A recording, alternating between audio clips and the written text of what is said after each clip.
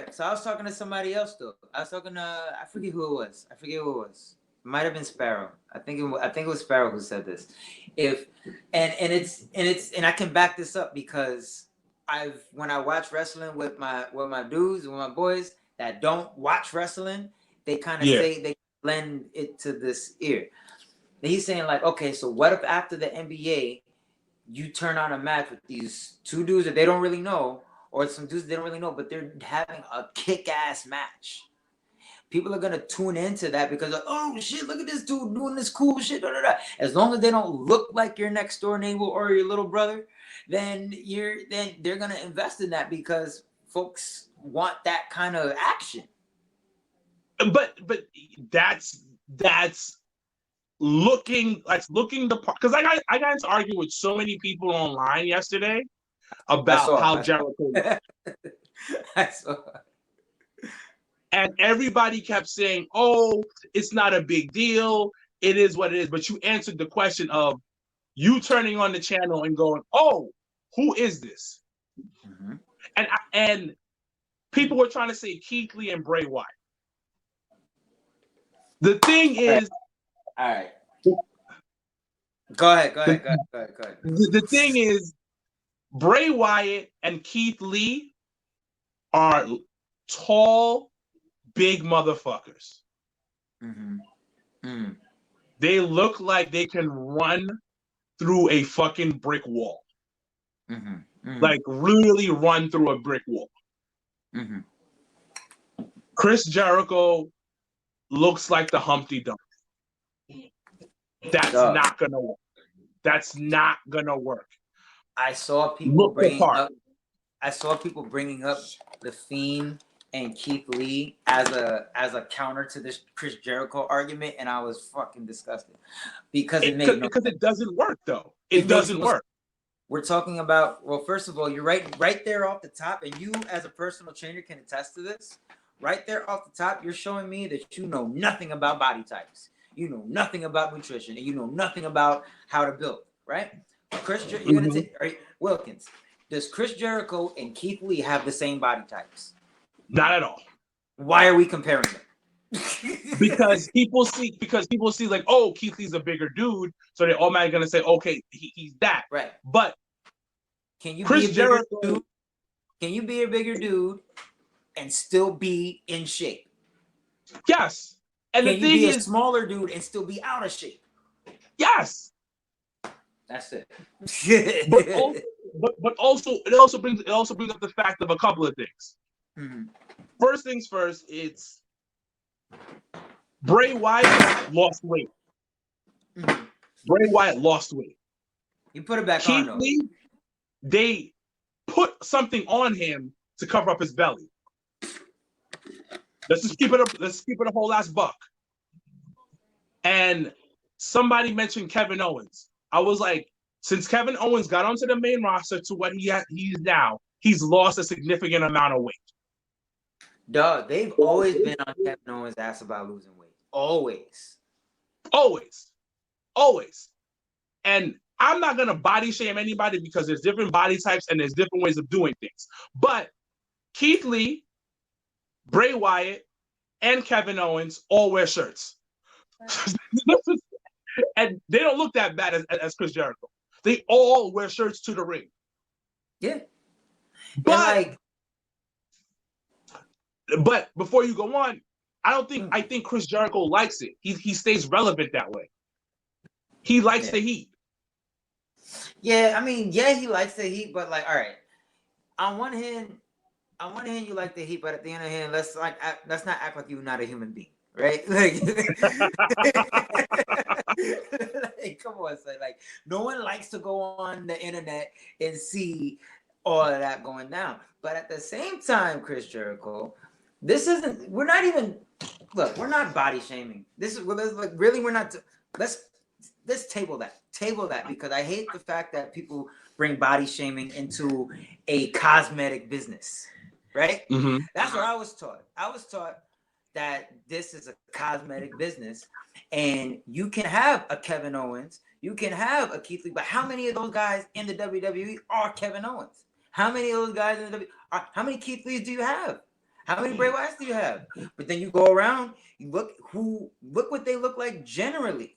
But like what wrestlers you gotta look the part. The people are talking about athletes.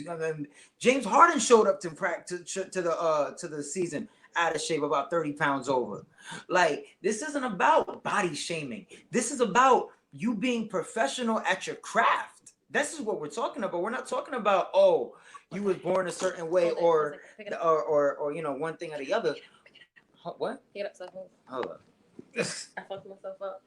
Oh, Shanti's fucked up here. Go ahead. But nah, we're not, like, I hate that whole body shaming argument in this conversation, because this is pro wrestling. This is professional sports. These guys are paid, literally paid, to look good and take care of yourselves. Somebody mentioned Otis. Otis lost weight. Otis, most of the time, wears a singlet. He's a couple of times, but he's also a joke. That's his gimmick. Somebody mentioned Tucker. Tucker's not that big. Tucker's actually is not that big as people think he is. He's not that big. I can name every big dude, but most big dudes are covered up. 90% of big dudes are covered up. Yoko is even covered up. They even covered up Yoko, and they made him the whole champion. The only Also, guy that didn't cover up is Rikishi. But that was because Rikishi, it was his gimmick. Right. It was to make people laugh. Yeah. It was his gimmick, and also it's the way that you gotta work it. But also on the natural position, you gotta stay healthy though. Yes. Absolutely. They try to get Yoko to lose weight. And there's always exceptions to the rule. There's like you said, it's always the exception. There's always that guy that has it. I remember I was watching The Wrestler on Vice, and MVP was on there. MVP walked into some school, whatever, and he said what you said exactly. Actually, he said what you said almost to the T. He was like, he told the students, he was like, y'all all got to get into shape. He's like, yeah, you may see somebody like Kevin Owens on TV, but his charisma is through the fucking roof. His charisma is on a whole nother level. So he can get away with it, but even he had to lose weight to look professional. And people get confused about this whole concept of like, oh, you got to be OD jacked, ripped to the core. No, it's just looking like you can do something. And there's always exceptions in every sport. Look like an athlete. Look like you make your living fighting or something. There's exceptions in every sport. Like UFC, Daniel Cormier can fuck about somebody else, but he's somebody's dad. That's an exception. Roy Nelson. Yes. Come on. Exception.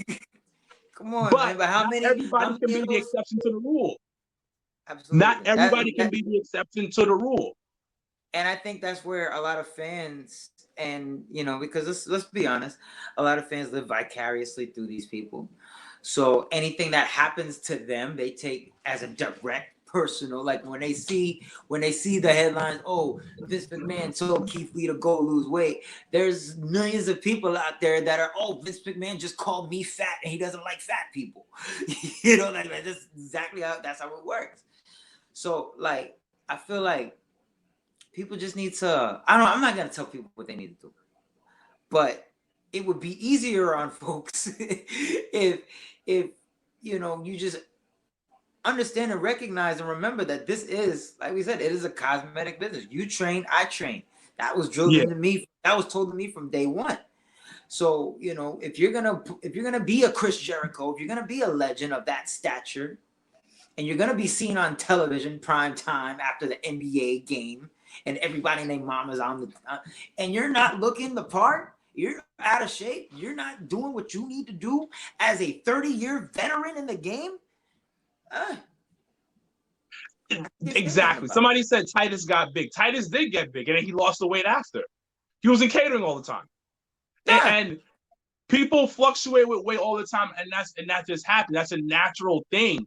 But most dudes in the business will gain weight, get a little bit out of shape, and then get it back. That happened to Triple H. Remember when Triple H came back one time and he was just looking horrible? Yo, Triple H from like 2005 to like 2009 just disgusted me. like after that, you know what happened? He was in Evolution too long, and he was getting wealthy. He had this thing walking around. He was getting all fat, and he was just like, I got my new wife now. I'm running a company low key. I don't gotta worry. Nah, and then he pulled his other quad, and he was like, nah, I gotta go back to the gym. Yeah. But Titus is not that big. The person who's talking right now, did you see Titus Bell? Titus not that big. Legit, Jericho has a beer belly, like legit beer belly. Titus reminds me of Terry Crews. Yeah. Triple H had that William Regal figure. He did. He sure did. He did. But once again, somebody like William Regal, his look fits that UK British style, but still looks like somebody can still fuck you up. And he's like a technically sound demon in the ring.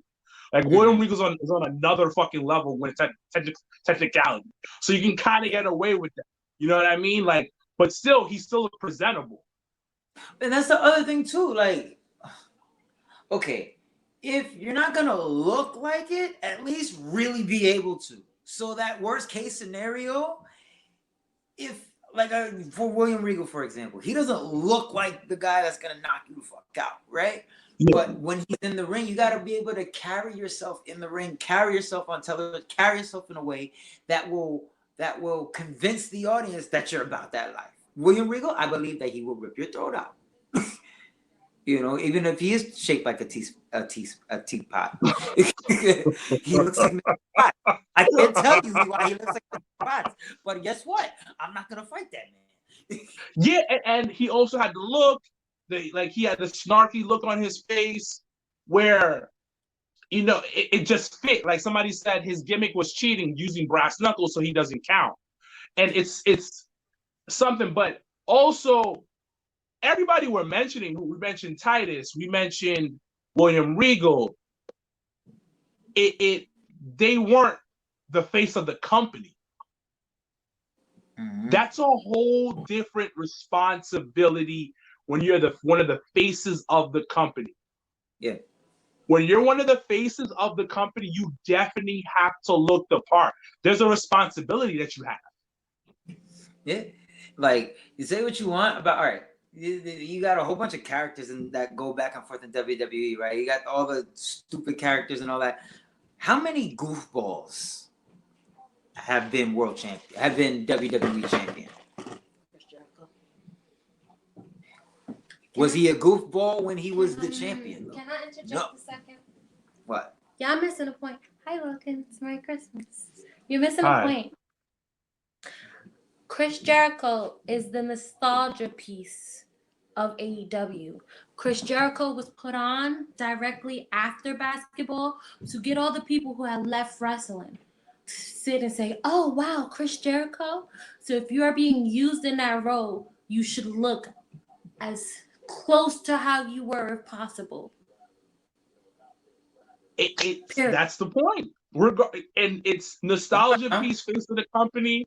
You have a very huge responsibility. Oh, quickly. Matter of fact, go ahead, because that actually reminded me of another point on this. Go ahead. TNA Sting. You beat me to it. I was going to talk about TNA Sting, but I was going to talk about Sting. But go ahead. I don't know TNA Sting. I don't acknowledge TNA. But go ahead.